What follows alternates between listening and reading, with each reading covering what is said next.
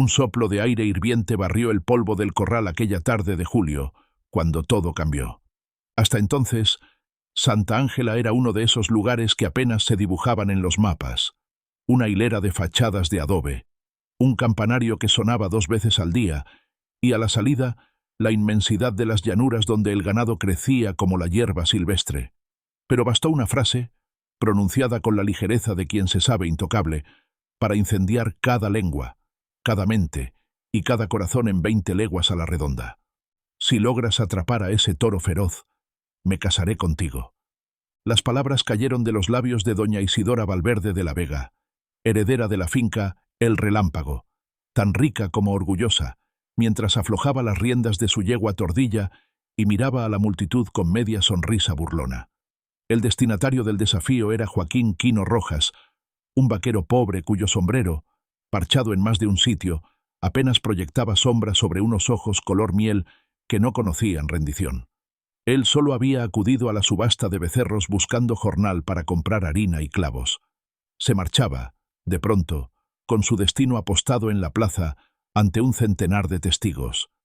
El animal al que todos llamaban Huracán no era un toro cualquiera, negro como la noche sin luna, astas en forma de cimitarra, y un bramido que hacía temblar la tierra. Se había escapado de los corrales 4 veces en un mes, derribando cercas y matando a un semental que valía su peso en oro. Un demonio, decían algunos, persignándose, aunque nadie se atrevía a pronunciar ese nombre en presencia de doña Isidora, que odiaba cualquier mención a fuerzas infernales. Huracán era, en todo caso, la vergüenza de la hacienda y la ruina de su reputación ganadera. Quino conocía la fama del toro, pero conocía mejor la mirada de la mujer que le lanzaba el reto. En los ojos castaños de Isidora había un fulgor entre divertido y desesperado, como quien aprieta el gatillo sin saber si el revólver tiene bala. ¿Una broma cruel o un grito de auxilio disfrazado de arrogancia?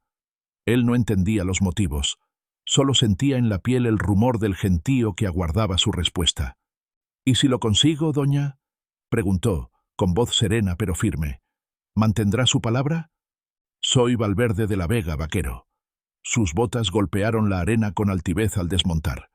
Un Valverde no se retracta jamás.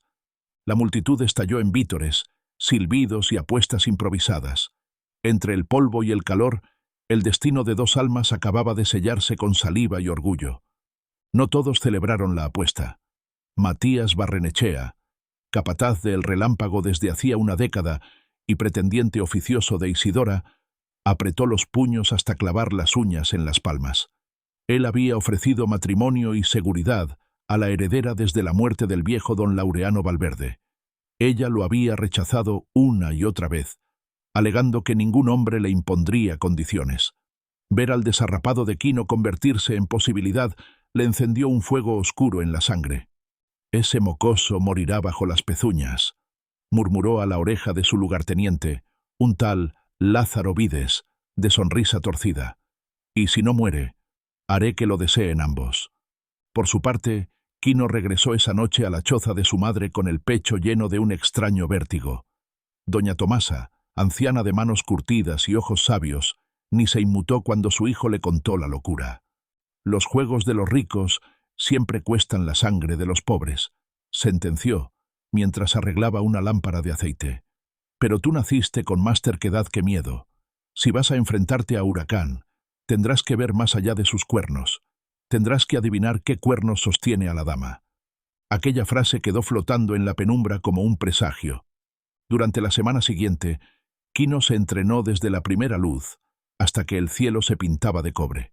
Domaba potros, probaba lazos, estudiaba el terreno donde acechaba Huracán, un cañón pedregoso al norte, rodeado de mezquites, y preguntaba a los peones sobre los hábitos del animal. Descubrió detalles inquietantes. El toro ya no comía del pesebre, solo bebía agua de un charco lodoso en el barranco, y cada vez que escapaba, lo hacía tras el paso nocturno de un jinete desconocido. Algo, o alguien, lo azuzaba. Una madrugada, oculto entre las sombras, Quino divisó ese jinete. Era Lázaro, el secuaz de Matías, arrojando un saco de hierbas olorosas junto al agua antes de golpear la cerca con una vara. El toro embestía la madera como poseído. Quino, agazapado, comprendió que Huracán no era naturalmente salvaje. Lo envenenaban con una mezcla de salvia y mezcalina de peyote, sustancia capaz de alterar la mente y la furia de un animal. Con el alba, buscó a Isidora en la veranda principal. No había arrogancia en su voz, solo urgencia. Su toro no es el enemigo, doña. Su capataz sí. Ella frunció el ceño, y por un momento la coraza de orgullo se resquebrajó. «Hablas de Matías». «Lo he visto. Si sigo su juego, alguien saldrá muerto». Isidora pareció debatirse. Quino vio en sus pupilas la sombra del temor, algo que ningún forastero habría adivinado jamás. «Hay cosas que ignoras», susurró ella. «Mi padre hipotecó la hacienda antes de morir. El contrato dice que si no me caso antes de cumplir 26, o si el toro de lidia principal es declarado inservible, la propiedad pasa al banco. Y Matías compró la deuda en secreto. Puedo perderlo todo en 4 semanas». Un peso invisible oprimió el pecho de Quino. De pronto entendió la verdadera apuesta. Atrapar al toro significaba salvar a Isidora de la ruina, y de un matrimonio forzado con el propio capataz. «Entonces atraparemos a Huracán», declaró, «pero a mi manera». Quino reunió a 2 viejos amigos, Aura Salcedo, una veterinaria ambulante que viajaba en carreta curando reses, y Benicio, cantaor Zamora, domador gitano que le debía favores. Entre los 3 diseñaron un plan: neutralizar el veneno del charco, conducir al toro hacia una trampa de corrales móviles y calmarlo usando un ungüento de hierbas que Aura prepararía. Todo debía ocurrir antes de la luna nueva, cuando las noches eran negras y el toro más agresivo. Mientras tanto, Matías sospechaba. Mandó a Lázaro a hostigar a Quino. Sillas de montar rotas, sogas cortadas, pólvora mojada. Cada sabotaje fracasaba porque el vaquero, terco como piedra de río, reparaba y continuaba. La tensión crecía en el pueblo. Las apuestas se multiplicaban. Algunos veían en Quino a un loco valiente, otros a un oportunista que ambicionaba la dote de la rica granjera. Nadie permanecía indiferente.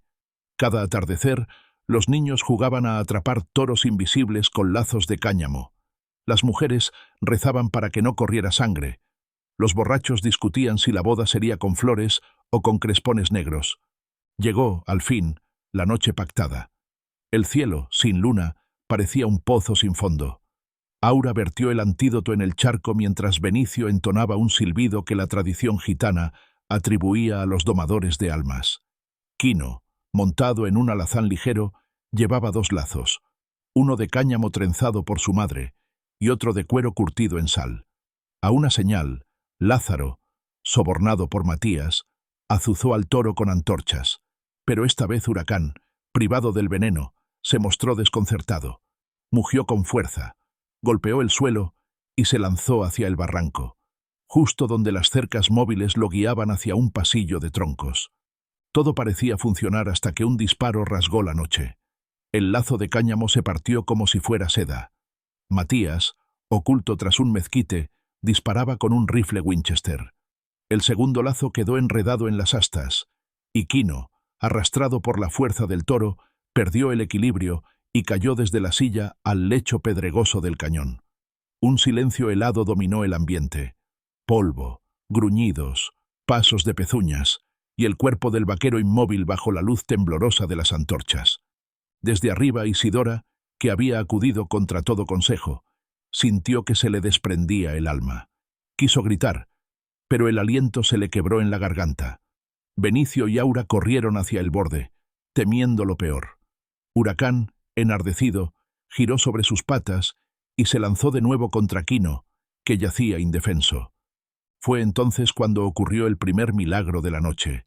El toro, al olfatear la camisa del vaquero empapada en un ungüento de valeriana, aplicado antes por Aura, aminoró la marcha, sacudió la cabeza y se detuvo, resoplando.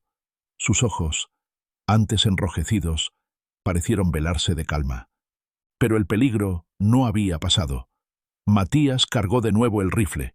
Con un ademán, Lázaro encendió una mecha destinada a prender fuego a los corrales móviles, con la esperanza de culpar al toro de una estampida salvaje. Cuando la llama tocó los tablones embreados, el pasillo se convirtió en un infierno de chispas y humo denso. Quino abrió los ojos, mareado. Vio el fuego cerrarle la salida y el filo reluciente de la Winchester apuntando hacia su pecho. No pensó. Se levantó de un salto, giró sobre su tobillo herido y, con la mitad del lazo que aún le quedaba, lanzó la cuerda justo al caer de una chispa. La punta se enroscó en la culata del rifle y la sacudida desvió el disparo al cielo. El estampido retumbó como un trueno. Matías perdió el equilibrio. Rodó entre los matorrales y quedó atrapado entre espinas. Huracán reculó, asustado por el fuego. Quino, cojeando, reunió todas sus fuerzas, se colgó de un travesaño ardiente y saltó sobre la testuz del animal. Cerró los ojos, clavó las rodillas tras las astas y apretó, murmurando una letanía que su madre le enseñara cuando chico. Manso al brío, firme al suelo, la tierra te llama, hermano toro. Contra toda lógica, el toro se aquietó. El incendio iluminaba la escena como los fuegos del juicio, pero aquella silueta, hombre y bestia fundidos en rojo y oro, parecía la estampa de una vieja leyenda. En lo alto del cañón, Isidora montó su yegua y descendió por un sendero lateral. Benicio y Aura sofocaban parte de las llamas con mantas mojadas. La noche olía a cuero quemado, madera y adrenalina. Cuando por fin el toro fue encerrado en un corral improvisado y el fuego reducido a brasas, Quino cayó de rodillas, exhausto. Isidora desmontó, corrió hasta él y se arrodilló a su lado. «Estás vivo», susurró, con lágrimas sorprendidas de abandonar sus ojos. «Y usted tiene a su toro», respondió él con una sonrisa rota. «La apuesta está pagada». Ella abrió la boca para hablar, pero un grito retumbó detrás. Era Matías, arrastrado por dos peones de confianza de Isidora, ensangrentado y furioso. «Todo esto es una farsa», vociferaba manoteando. «Sin mi permiso, él tocó la hacienda, puso en riesgo el ganado. Esa boda no vale nada». Isidora se puso en pie, su silueta delineada por las brasas agonizantes. «Sé muy bien lo que vale mi palabra», declaró. «Mas si temes perder tu inversión, recuerda que yo jamás vendería mi libertad a un traidor». Matías escupió polvo, pero sus ojos traicionaron terror. Entonces, desde la penumbra, surgió don Eusebio Vergara, notario del condado, invitado por Isidora justo antes del reto. Había permanecido todo el tiempo entre las sombras, observando. «Testifico», dijo, mostrando su libro de actas, «que la señorita Valverde lanzó un acuerdo ante testigos y que el vaquero aquí presente ha dado prueba de su cumplimiento. Cualquier intento de invalidar esta palabra implicará la caída del testamento y el traspaso de la deuda al banco, señor Barrenechea». Aquellas palabras helaron al capataz. Si el testamento se anulaba, perdía la hacienda que creía tener asegurada. Entre gemidos y maldiciones, fue escoltado fuera del cañón. Quino, aún de rodillas, sintió que algo más pesado que la roca se posaba sobre su espalda. No era el lazo del toro, sino el lazo del destino. Miró a Isidora, y por primera vez percibió en ella una soledad tan vasta como los campos que poseía. «Quizá no necesitemos casarnos», musitó, casi para sí. Pero ella negó con la cabeza. «Una Valverde no se retracta, y yo no confío en un mundo donde los hombres prometen y luego se desdicen», respondió, aunque su voz tembló. «Si quieres desistir, dilo ahora, y pondré mi honor para liberarte». Él recordó la choza de su madre, el olor a pan de maíz, la ropa remendada. Recordó también la mirada de Matías cuando apuntó aquella Winchester. Supo que la batalla aún no había terminado. «No busco tu fortuna», dijo, «pero tampoco huiré de mi palabra. Bailaremos esta danza hasta el final». Una brisa fría descendió del cañón mientras la madrugada insinuaba un resplandor grisáceo en el horizonte. Aura vendó el tobillo de Quino. Benicio afinó su guitarra y rasgueó un acorde menor, como si quisiera atrapar en un traste el zumbido de tanto destino entrelazado. Los peones, en silencio reverente, observaron al toro dormitar por primera vez en meses. Santa Ángela amaneció con rumores de boda y de traición, de héroes improvisados y ricos humillados. Pero bajo aquel cielo naciente, ni siquiera el canto del gallo pudo romper el sentimiento de que todo acababa de empezar. La noticia de la inminente boda entre doña Isidora Valverde de la Vega y Joaquín Quino Rojas se propagó como fuego en rastrojo. Había quienes apostaban que la unión no llegaría ni al altar improvisado que levantaban frente a la capilla de Santa Ángela. Otros juraban que el enlace representaría una nueva era para la comarca. Mientras tanto, huracanes más silenciosos, el rencor y la codicia, se arremolinaban en las sombras. Quino se recuperaba de su tobillo, aún vendado, cuando doña Tomasa lo llamó al umbral de la vieja choza. Entre sus dedos temblaba un relicario ovalado, pulido por los años.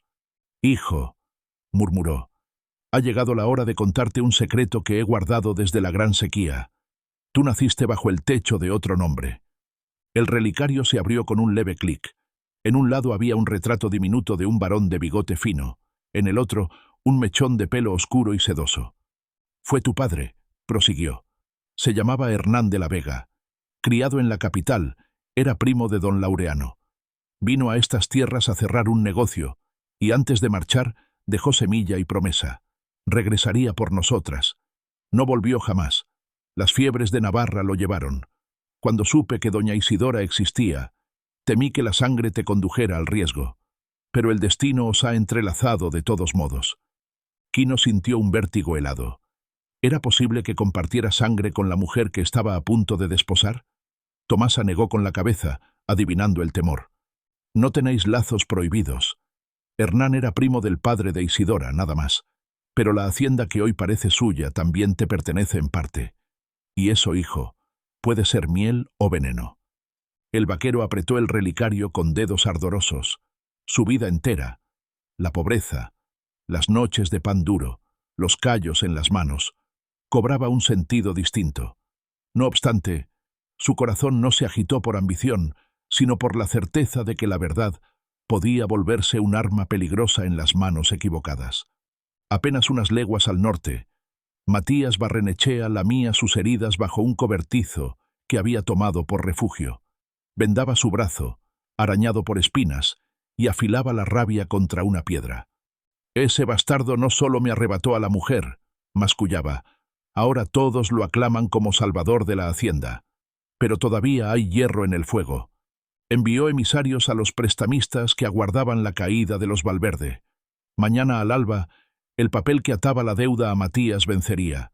Si Isidora no saldaba los intereses, el relámpago pasaría a manos del banco, a menos que ocurriera un desastre que paralizara la boda y aplazara cualquier pago. Matías ideó, entonces, un plan de pólvora y cuernos.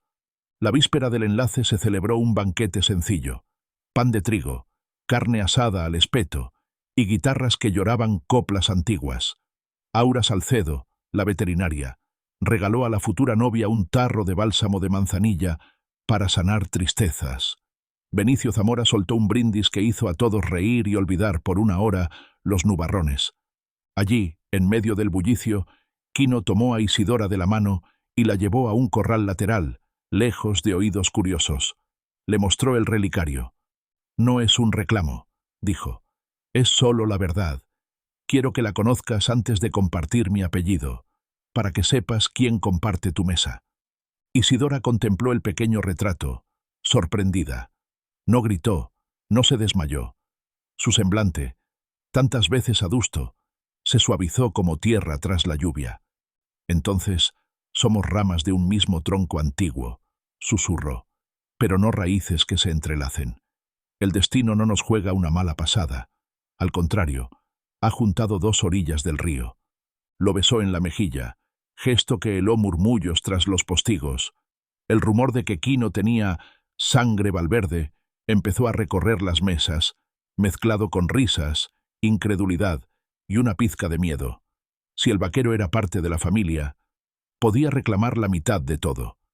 Mientras el cielo se cubría de nubes cenicientas, Matías y 4 jinetes irrumpieron en el potrero donde Huracán reposaba. Llevaban antorchas, grilletes y sacos llenos de guijarros para hacer ruido. El objetivo, provocar una estampida que destrozara la capilla, dispersara a los invitados y sembrara el caos suficiente para cancelar la boda. Si algún inocente moría, culparían al toro y al irresponsable de Quino.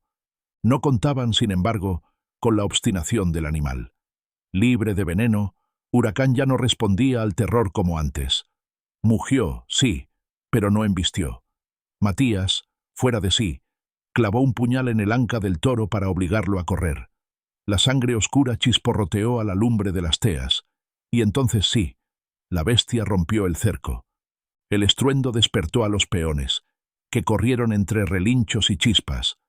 Aura, al oír el clamor, corrió al establo y halló al toro con el costado abierto. Con voz grave, pidió riendas y vendas. En mitad del caos, vio a un jinete que se alejaba hacia la llanura. Matías había sembrado el desastre y se dirigía ahora a la casa principal, donde Isidora dormía ajena al peligro. Quino se encontraba en la caballeriza cuando sintió el galope desbocado. Salió con el lazo en la mano y vio a Huracán herido, desorientado. Se acercó despacio, hablándole en voz baja, y pudo apreciar la cuchillada.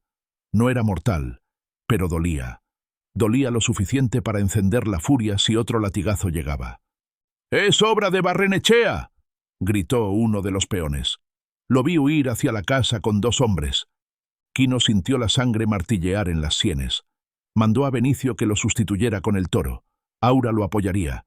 Él, sin demora, montó el alazán y espoleó hacia el relámpago. Llegó a tiempo de ver la puerta principal abierta de par en par. Una lámpara de aceite yacía rota en el suelo, el fuego lamiendo la alfombra. Isidora no estaba. Sobre la pared, un mensaje garabateado con carbón. El destino no se negocia. La comunidad sabía que, al oeste del valle, se abría una serie de cavidades calcáreas usadas por cuatreros y fugitivos. Quino cabalgó bajo un cielo cargado de relámpagos reales, perseguido por rumores de trueno. El corazón le retumbaba con la misma violencia que las nubes. Dentro de las cuevas, Matías amarraba a Isidora a un poste improvisado. No pretendía matarla, o al menos no al principio. Quería un documento que le cediera la propiedad a cambio de su libertad. Pero la heredera no cedía. Una bofetada estalló en la penumbra y volvió a levantar el mentón altivo de la mujer. «Ni con cadenas», escupió Isidora. «Tienes las manos vacías, Barrenechea». La cueva tembló cuando un trueno se quebró fuera. La tormenta tronaba como si los dioses jugasen dados con el cielo. Matías alzó el revólver, decidido a robar con pólvora lo que no obtenía con firmas. Fue entonces cuando oyó los cascos aproximarse. El alazán se detuvo fuera. Un relincho rasgó el silencio, y Quino irrumpió como un vendaval. Sujetaba un farol en alto, y llevaba la mirada de quien ha visto a la muerte pastar en sus terrenos y la ha desafiado. «Suéltala, Matías. Aquí termina tu duelo con la vida». El capataz rió, un sonido agudo, casi infantil. «¿Duelo? Eres demasiado tonto para entender que esto es simple aritmética. Yo resto y sumo voluntades, pero si quieres contar los huesos, adelante». Desencadenó un disparo que cantó en la piedra. Chispas de roca saltaron a los pies de Quino, que rodó tras una estalagmita. Isidora gritó su nombre, pero el eco se tragó la sílaba final. Los 2 hombres se midieron en la penumbra. El vaquero con un cuchillo dominguero, lazos no sirven en cuevas, y el capataz con su revólver, ya sin un tiro. Entre disparos fallidos y pasos resbaladizos, la lucha derivó en un forcejeo cuerpo a cuerpo. Matías lanzó un puñetazo que hizo crujir la nariz de Quino. Este respondió con un cabezazo que partió el labio del adversario. Isidora, aprovechando que el poste crujía con cada choque, giró las muñecas hasta mutilarse la piel y logró zafarse. Corrió hacia la entrada buscando un arma, mas solo halló un cinto de dinamita. Parte del plan para volar la hacienda y borrar pruebas. Quizá. Con manos temblorosas tomó una mecha, encendió la cuerda y volvió al interior, llamando la atención de ambos. «¡Basta!», gritó. «O morimos los 3, o vivimos los 3, pero no seré moneda de nadie». La mecha chisporroteaba, corriendo hacia los cartuchos. Matías se congeló. Quino, con un giro rápido, lo empujó contra el suelo y le arrebató el revólver, aún humeante. El capataz forcejeó por última vez. Al final, la mecha le escupió el miedo a los ojos y la cobardía le dobló las piernas. «Apágala», suplicó. «Solo si sueltas tu odio», replicó Isidora. «Te cedo la hacienda», balbuceó él. «Los títulos, todo». «Palabras», sentenció Quino. Valen menos que el polvo.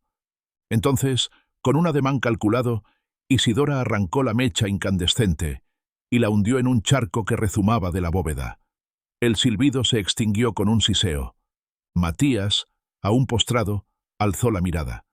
Sin el estruendo preparado, sin la pólvora de su parte, solo le quedaba la miseria que él mismo había sembrado. Quino lo levantó del suelo. «Te marcharás antes del alba», dictó, «sin armas ni títulos, y si vuelves, Huracán tendrá compañía». El capataz, derrotado, se volvió sombra entre la lluvia que empezaba a colarse por las grietas. Dicen que nunca regresó. Otros juran que lo vieron años después, destilando mezcal en las montañas, temeroso de cada relámpago. La tormenta se disipó al amanecer, dejando un aire limpio que olía a tierra fresca. Los habitantes de Santa Ángela encontraron la capilla intacta. La estampida fracasó, pero a la entrada se apostaba Huracán, ahora con la herida cosida y una cinta roja en el cuello. Aura y Benicio habían pasado la noche cuidándolo y habían decidido que, si el animal había sido testigo de tanto destino, también merecía asistir a la boda. Quino e Isidora llegaron cabalgando el mismo alazán, él con un vendaje en la nariz, ella con un moretón apenas visible en la mejilla. Se presentaron ante el sacerdote con ropas sencillas. Ella vestía una falda cremosa y una blusa de lino sin corsé. Él lucía la misma chaqueta remendada con un lirio prendido en el ojal. No hubo coro ni flores costosas. Hubo, en cambio, un silencio expectante, cargado de lluvia evaporada y futuro incierto. Doña Tomasa sostuvo el relicario abierto, como un testigo mudo del linaje que ahora se unía. A un lado, el notario don Eusebio esbozaba una leve sonrisa. Ninguna cláusula bancaria podría contra la fuerza combinada de amor, terquedad y verdad. «Os declaro marido y mujer», pronunció el sacerdote con voz grave. Huracán mugió, sacudiendo la cabeza, como si diera su visto bueno. El pueblo estalló en aplausos, y un rayo de sol atravesó la nube final para pintar la escena en oro pálido. Esa misma tarde, cuando los invitados bailaban al son de la guitarra de Benicio, un carruaje escoltado por 2 forasteros se detuvo ante la hacienda. Vestían traje de lana fina y sombreros de ala corta. Traían un maletín repleto de documentos. «Venimos de la capital», explicó uno. «Representamos al Banco del Sol. Por orden superior, su deuda ha sido saldada en su totalidad. Encontramos a un caballero que compró los bonos a su nombre y liquidó el monto pendiente». «¿Nombre?», preguntó Isidora, tomándose del brazo de su esposo. El funcionario consultó un papel. «Hernán de la Vega. Al parecer solicitó que el pago se aplicara al fruto de su sangre y al hogar de su alma. Encontramos las provisiones años después de su muerte. El tiempo, señora, también escribe milagros». Un murmullo atravesó la multitud. Doña Tomasa, con lágrimas temblando en sus pestañas, susurró una plegaria de gratitud. El legado de aquel hombre, oculto bajo polvo notarial, acababa de asegurar el futuro de su hijo y de la mujer que amaba. El relámpago se convirtió con los años en la hacienda más próspera del valle, no por el oro de un apellido, sino por el sudor compartido. Quino dirigía el trabajo de campo con la misma humildad de antaño, mientras Isidora administraba cuentas y enseñaba a leer a los hijos de los peones bajo el portal sombreado. Huracán envejeció mansamente, pastando cada tarde junto al corral donde una placa rezaba: «Aquí la voluntad domestica la furia, y el amor enlaza lo imposible». Cada aniversario, los viejos de Santa Ángela cuentan la historia de la rica granjera que apostó su mano al vaquero pobre y casi perdió la hacienda, y cómo, atrapando un toro y desarmando un destino torcido, ambos se descubrieron necesarios el uno al otro. Juran que, cuando cae la noche sobre la llanura y el viento huele a hierba mojada, se oye el mugido grave de Huracán, o de su memoria, recordando que la bravura, sin ternura, es solo ruido, que la crueldad, sin justicia, se devora a sí misma, y que el amor, cuando encuentra su lazo, no necesita más testamento que un latido sincero.